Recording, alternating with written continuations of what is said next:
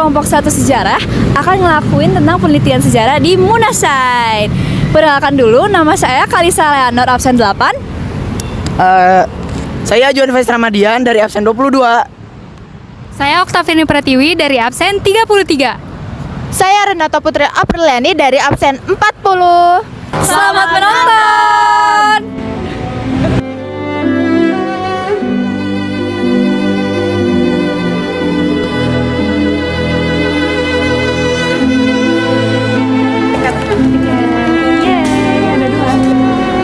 Setelah membeli tiket seharga 25.000, kami pun mulai menelusuri Munasain.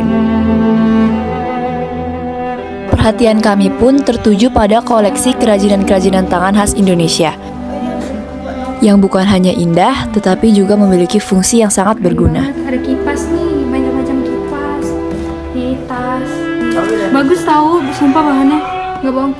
Nah, selain untuk aksesoris, kerajinan tangan Indonesia juga bisa digunakan sebagai alat pengolah makanan seperti duplak dan alu untuk menumbuk padi, dan alat pemanggil atau alat komunikasi seperti kohkol. Nah, di Munasain ini, selain kalian dapat melihat contoh barang-barangnya, kalian juga mendapatkan informasi yang lengkap.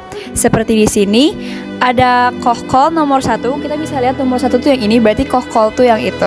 Nah, kita bisa mendapatkan informasi tentang bahan dasarnya kohkol, fungsinya kohkol, dan juga daerah asalnya kohkol ini, yakni kayu nangka sebagai bahan dasarnya, fungsinya sebagai alat komunikasi, dan daerah asalnya dari Cicurug, Sukabumi, Jawa Barat. Nah, selain untuk alat komunikasi ataupun kebutuhan sehari-hari, kerajinan tangan juga bisa digunakan untuk tempat ibadah, seperti yang di belakang saya. Ini ada dari umat Indo Bali yang biasa disebut sanggah atau merajan. Tempat ibadah ini bisa dibuat dari ukiran batu, kayu tertentu, dan atau perpaduan lainnya. Yang pertama itu ada jejahitan atau jahit yang diambil dari kata jahit. Penjahitan biasanya menggunakan bahan lidi bambu atau benang.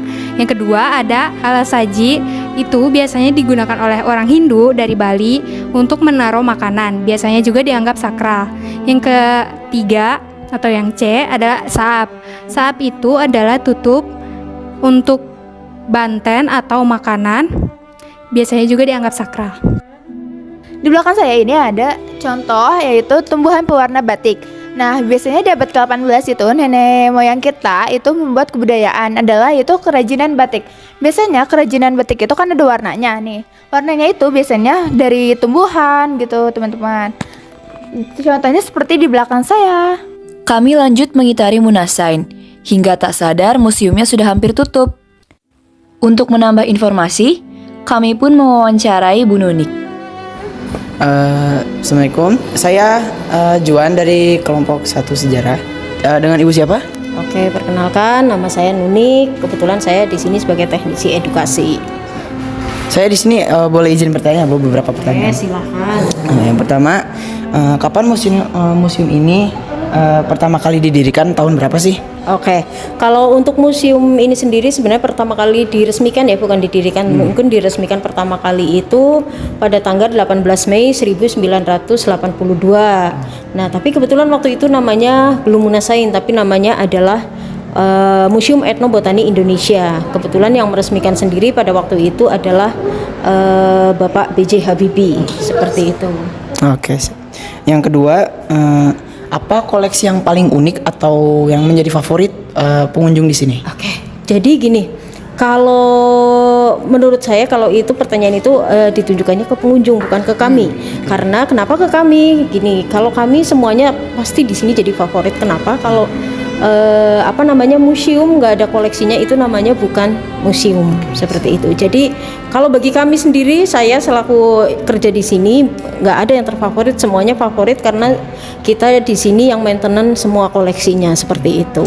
Jadi kalau favorit tergantung pengunjungnya ya. Iya, Oke, betul. siap.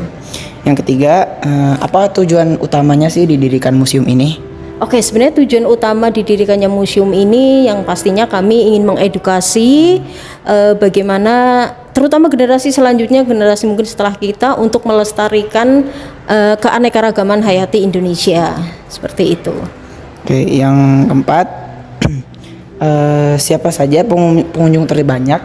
Apakah itu siswa, turis atau penelitian? Oke, kalau untuk sesuai dengan target market kita, yaitu yang yang paling banyak berkunjung ke museum ini adalah pelajar, seperti itu.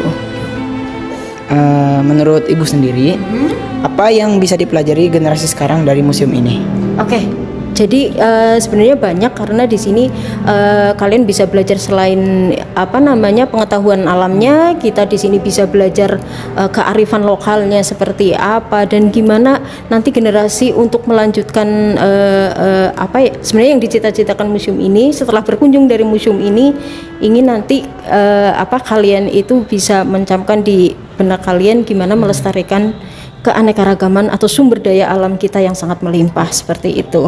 Harapan Ibu sendiri untuk museum ini ke depannya bagaimana? Oke, harapannya yang pastinya namanya museum itu di sini pengen sekali banyak dikunjungi sama terutama pelajar, itu kita harapan kita seperti itu. Dan museum ini semoga akan makin besar kembali, karena kita masih punya yang kita masih on progress, itu lantai 2 nanti untuk ekosistem Indonesia, seperti itu. Mungkin itu aja Bu dari pertanyaan kita. Terima kasih banyak ya Bu. Oke, sama-sama. Hai semuanya, ini adalah suasana di dalam Museum Munasai. Ya guys, seru banget, worth it banget buat dikunjungi. Barang-barangnya lengkap, terus informasinya juga akurat banget. Instrumental di sini juga adalah instrumental lagu daerah, jadi enak buat didengar. Terus kalian harus banget datangin ke sini karena ini bagus banget. Jangan lupa kunjungin Misain. Jangan lupa kunjungin Munasai. Jangan lupa kunjungi ya. Sekian dari kelompok kami. Terima kasih.